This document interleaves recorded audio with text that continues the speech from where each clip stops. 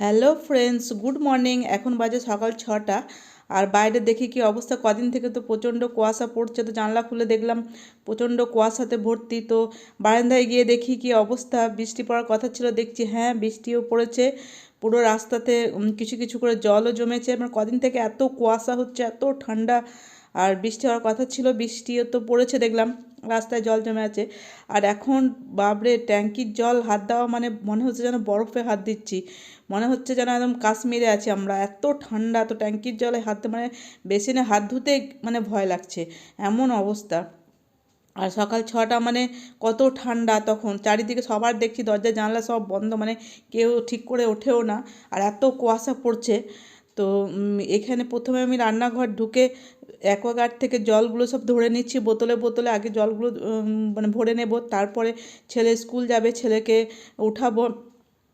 তো ছেলেকে brush trash দিয়ে উঠিয়ে মানে জাগিয়ে এলাম, ও উঠে ব্রাশ করে নিচ্ছে। আর এদিকে আমি ওর জন্য বোনভিটাটা রেডি করছি, কারণ ও বোনভিটা খেয়ে স্কুলে যাবে। আর আজকে টিফিনে ওকে কালকে কেক করেছিলাম, কেক রাখা ছিল, বিস্কুট ছিল, চিপস ছিল, ওগুলো দিয়ে আজকে টিফিনে দিয়ে দিলাম। কারণ অন্যান্য দিন হয় ম্যাগি করি, নাহলে চাউ করি, নাহলে স্যান্ডউইচ দিই। তো আজকে আর ভালো লাগছে না, বললাম যে আজকে ড্রাই টিফিনটাই নিয়ে চলে যাক, কেক বা চিপস যেগুলো, বিস্কুট যেগুলো আছে। তো ও ইউনিবিক বিস্কুটটা খেতে ভালোবাসে, তো ওটা আছে, তো ওটা দিয়ে দিলাম। আজকে এই দিয়ে কাজ চালানো হয়ে যাবে। তো ওর ব্রাশ এদিকে হয়ে গেছে, গরম জল করে দিয়েছিলাম। সকালে উঠে মনে করে ঠান্ডা জলে ব্রাশ করতে পারে না। আর ও বর্নভিটা খাচ্ছে, আর আমি এদিকে আমার জন্য একটু চা করে নিলাম, চা। তো ওই দিকে বর্নভিটা খাচ্ছে, আমি এদিকে বসে বসে একটু চা খেয়ে নিচ্ছি। আর ও জামা প্যান্ট সমস্ত রেডি করে সোফার মধ্যে রেখে দিয়েছিলাম। আর এইদিকে দেখো আমার চলে এসছে পাখি, বিস্কুট দেওয়া আছে, তো বিস্কুট খেতে চলে এসছে।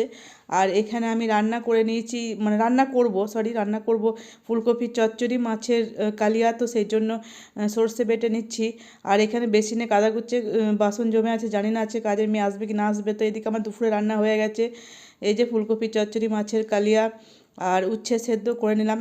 এরপর সন্ধেবেলায় একটু চুষি পিঠে করব, তো সেই জন্য ছাদে চলে এলাম। ছাদের রোদ্রে বসে বসে এই যে চালের গুঁড়োটাকে প্রথমে মেখে হাত দিয়ে দিয়ে আমি সমস্ত তৈরি করে নিচ্ছি। আর এই যে আমার চুষি পিঠে হয়ে গেছে। কেমন হয়ে মানে খেয়ে একটু দেখলাম বেশ ভালোই হয়েছে, দেখতেও বেশ খুব সুন্দর হয়েছে। মানে খেজুর গুড় দিয়ে করেছি, আমার ছেলে বলছিল কদিন থেকে করতে। আর তারপরে রাত্রেবেলায় করে নিচ্ছি রুটি, আলু ভাজা করব। আর দিনের তো বাঁধাকপি চচ্চড়ি রাখাই আছে। আর যে পিঠে খাবে খাবে, না খাবে না খাবে। এদিকে আলু ভাজাটা কেটে রেখে দিয়েছি, এবার আমি আলুটা ভেজে নেব।